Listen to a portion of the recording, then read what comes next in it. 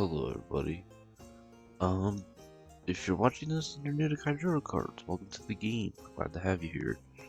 Today I will be showing everyone, for beginners, how the heck do you play this game. I know you're probably confused if you're new. There's a lot to digest all at once.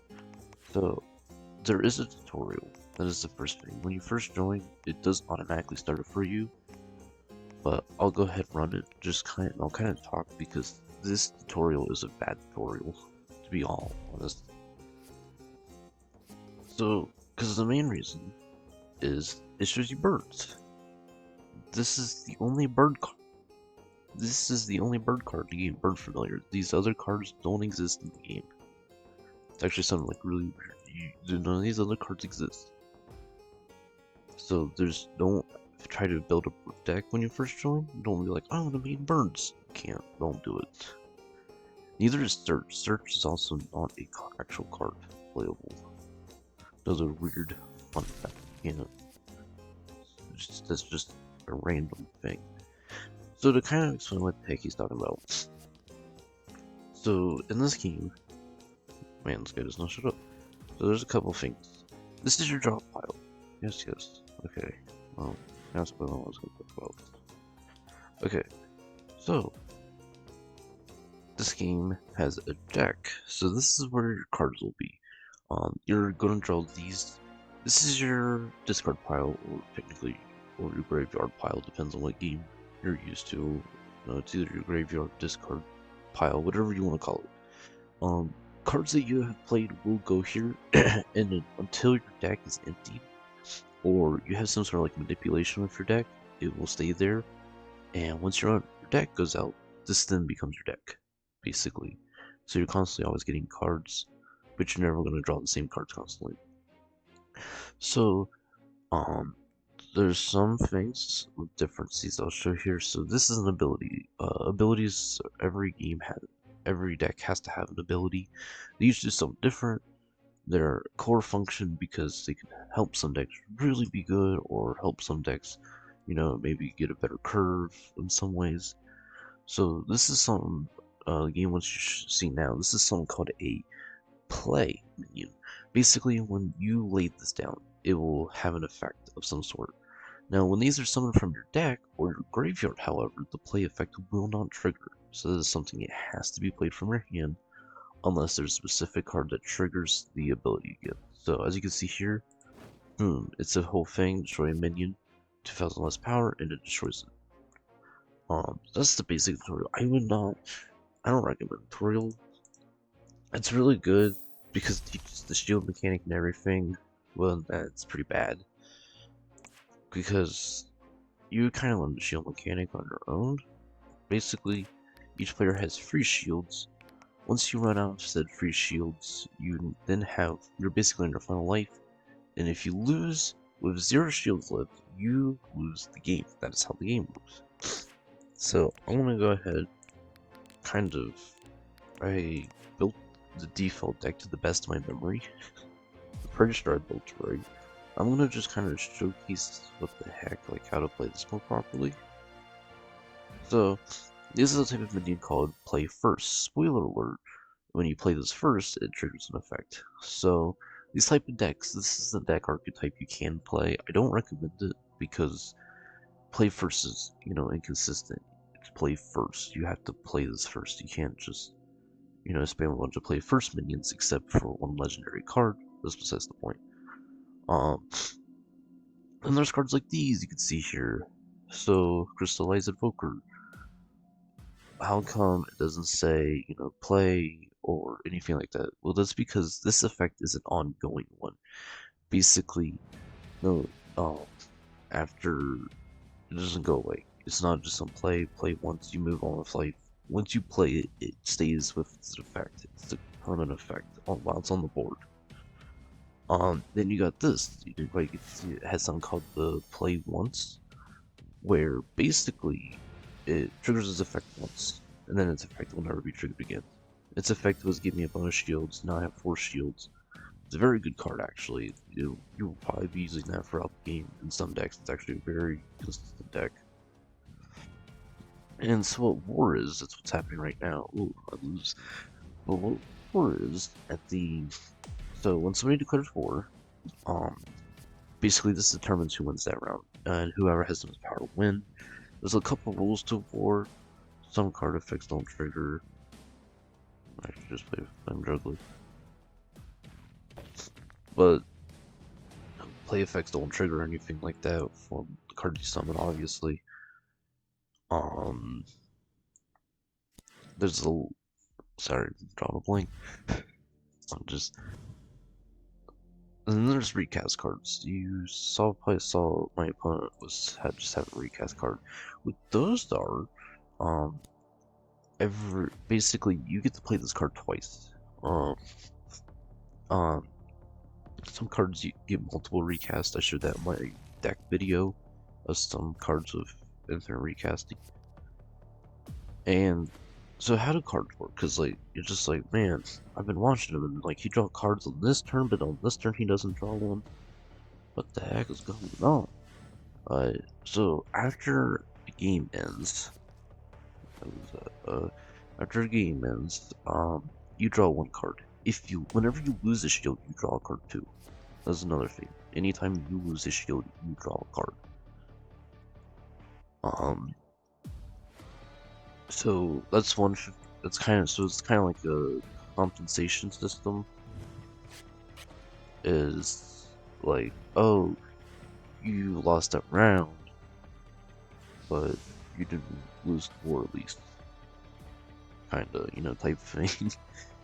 Battle maybe lost, but war maybe won because now you have an extra card draw, which can give you more momentum than your opponent. See, because he drew 3 cards instead of 2 cards. And at the end of a round, if you win with, if you win, okay, this is a weird deck my thoughts talking, but if you win the round with 0 cards in hand like this, you draw a bonus card. Because normally I'd only draw 1 card. Since my hand is empty, I get to draw an extra card, as you can see here.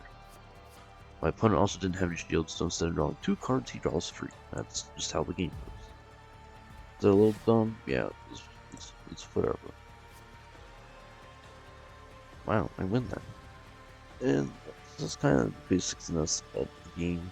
A lot of the game you learn on your own, so it's best to just kind of play the game yourself and learn the game to some extent. But that is some of the basics. Some other important cards to note are the archetypes. So you got dark cards. Their whole thing is murder, alright? They don't like you, and they're a pretty toxic deck archetype to play. I would argue that they're kind of, anti-skill a lot of dark decks because of how good they are. I think a lot of people would agree with me on that too.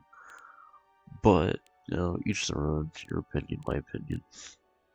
But pretty good deck archetype. So you can see here, destroy your minions. For each one, destroy a random enemy minions. So you're just all about like wiping your opponents and benefiting. So like summon 1,000 minion, give it 1,000 for each death affected during this game. So even when this gets destroyed, it summons a minion for you, so you don't have an empty board. Stuff like that throughout the game, and it's pretty cool. Next you got Fire. This deck, being archetype of Fire is kind of all over the place. The best I like to say is Momentum, where basically they're all about, getting cards out with good power, especially dragons. There's something else about this game. You may notice different things will have different like this is a well, but it has a dragon tag. Basically, that's its tribe. Each card has a different tribe. It goes with, well, most cards. Some may be neutral tribes, have no tribes, but most cards have a tribe of some sort. So you got, and so that could be important. So like for certain things, summon a top dragon from your deck.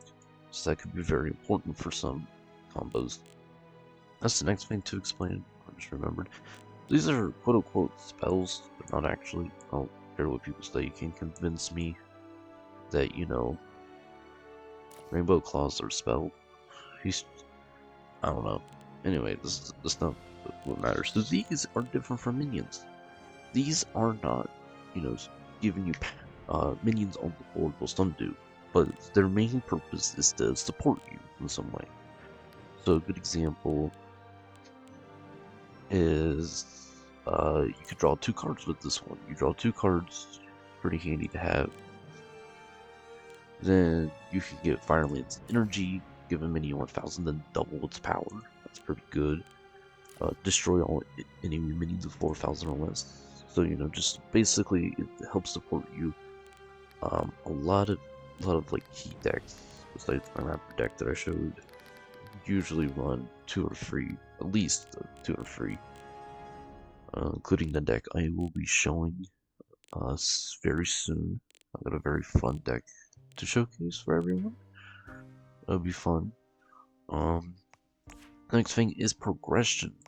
So how the heck do I get these cards? Because I want them now. Good question. So you go to shop, and you can buy daily cards. Early on, I would not recommend it, but I'm at the point where I'm just searching very certain cards. So basically what this is the daily shop where you could buy a specific card out of a selection of some cards, but they're a little bit pricier, depending on rarity. And so they're more expensive than, you know, buying a bunch of packs and hoping you get it, which does bring me to packs. So you got packs. So these are how you get cards. Each one has 3 cards. And each pack you can click on that right there. And there's these filters you can use. So if you want to see like less cards and stuff. So if it's kind of like blacked out like this when you look, that means you don't have the card. So it's kind of best to try and go for packs that you don't have.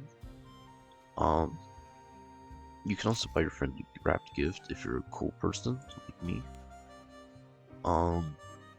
But what you could do is you can just I would recommend some of these packs. Like this one, I recommend. This is a very good pack. Really, again, I mean they're $8, but for what you get so like this one gives you 15 packs. 15 packs for $8 and 2 cards, including a legendary, a good legendary, one of the better water ones.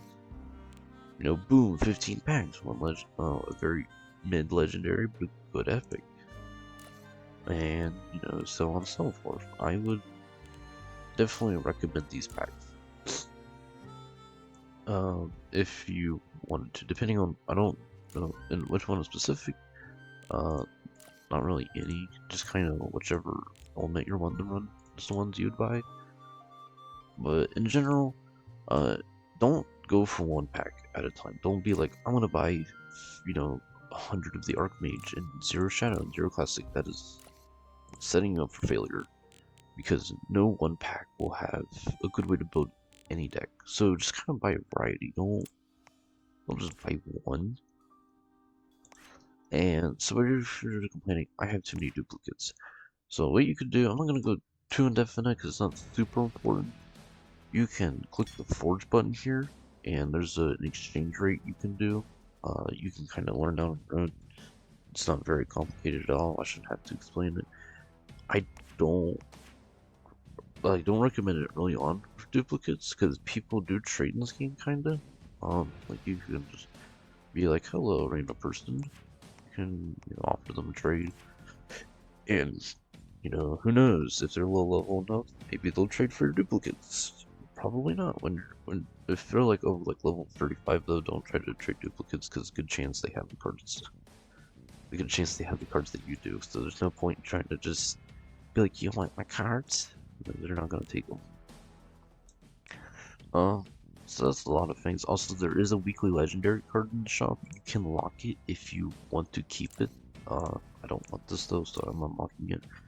So if you're going for like a certain class or certain archetype, you can go for that. So the rest of this video will be explaining some of the card types. So first up, we got blocker. So blockers, these have the ability to make your opponents target this card.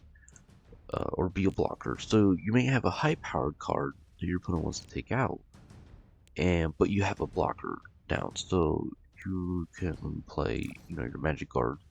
So they're gonna try and destroy your 10,000 power card, but you could, you know, make it hit the blocker instead. And sometimes you can even make that to your advantage.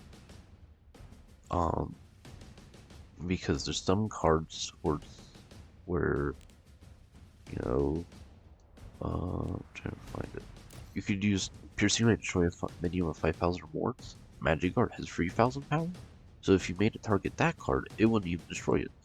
They had just wasted their spell. That's kind of where it gets really good. Recommended. Um, just and then there's ongoing. There is the play first. I'm kind of talked about this. Basically, you have to.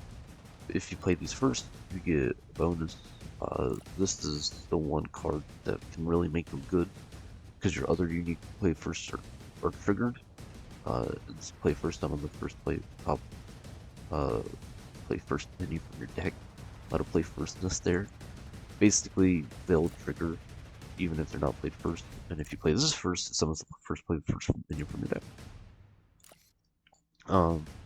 This is a good one. Play first once your opponent loses a shield. So again, you can make your opponent lose a shield. This is one of the best. This is like the best play first card in the game. This one has use. This is a good one. Man, this is a good one that you might want to use in general for modern decks. But in general, like most people are not running play first minions or a play first deck archetype. They're just not that good. In general, they're not getting that much play. Next is discard. So, discard, what the heck does that mean? Basically, you can have minions that discard your other cards. So, charge play, discard 2 random cards. So, let's say you had a hand of 5, you play this, now you'll have a hand. Since playing him goes on the 4, you play him, discards 2 cards, then you have 2 cards. So basically, they remove cards from your hand. And at first, like, man, that's pretty trash. I don't get why I want that. Then you got cards like this. When you discard a card, draw a card, or like Terror Pit, destroy a minion. When you discard it, cast it, and you know, summon a 1,000 more. Discard this, cast it, stuff like that. You know, or you can even make your opponent discard cards. This is a really weird deck card too for that. At the end of the round, both players discard their hand. I don't know. It's a weird mixed bag if that's actually worth it or not. And it can kind of hurt both players in the end or help you severely. Then there's the death archetype where you destroy your cards. I've touched on that. And that's kind of some of the main features. You got a lot of, most cards are kind of on reveal or ongoing effects in some way or another. There is charge and burst cards. So, you can actually read also if you're confused about effects, they actually tell you on the sign. So burst allows for an extra action the same turn. Or charge allows for a single action the same word besides same turn besides war. Burst you so what this basically does, kind of explain this. You can play 1 card per turn. However, if a card has charge, you can play 2 cards per turn. Burst puts all the rules out the window. You can play as many burst cards at the same time. It doesn't matter how many. If your whole hand is burst cards, you can play them all. And then you can also declare war on that turn. Remember, if you play a card, you can't declare war. That's one of the balancing features. But with, you know, the addition of burst cards, you can play cards and declare war.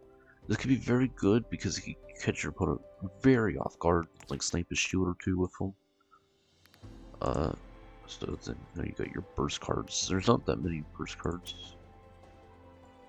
Yeah, like I actually have all burst cards. So this is all the burst cards. I guess it's the mini burst, but very, very good deck. This can give your other cards burst. So it's like 1 burst cheat you could do. That's kind of, I mean, just you can get out there. You know, you can just start building decks. That's the main thing. You can only build one type at a time. Um, no, you can only play, so like you choose water deck. You don't play water cards, and you can only use your water abilities that you have. You can't just put fire cards in here unless they're 2 tribe cards, which are starting to exist now, but they're not really a mainstream thing right now, and I don't think many people care about them all too much at all. Like, people are like, whoa, they're such good cards. No, they're just like really saying that right now. I've yet to see anybody talk about how good this is. So that's something. And there's a couple archetypes I haven't touched, but I don't want to because the main thing to learn is by just doing it. This is, this is kind of something everyone who joins this game immediately asks, like, how the heck do I, you know, start building up a good collection? It's just playing the game. And just remind me one last thing: when it comes to playing, don't play multiplayer. Don't go into standard. Don't start doing this trying to queue. I don't know if you can run one, but don't do that. Don't do draft. Don't do battlegrounds. Don't do it normal. Do solo. Fight some easy bots. Run the game and get some decks. Because if you do take your beginner deck into like ranked or something, you're gonna lose, and it's not fun losing every single round when you first start off. And that's the lesson of this game. You are not going to win every single round. It will not happen. It just won't happen. I've beaten leaderboard players. They don't win every round. I don't win every round. It just doesn't happen. Nobody wins every single round. And if you have those expectations of being like, I bet he never loses, I literally beat him yesterday for 1 round. Great guy. He's a pretty good player too. But don't expect to just walk into this game and start steamrolling everybody. You're just not gonna. And so with that, get out there, play the game.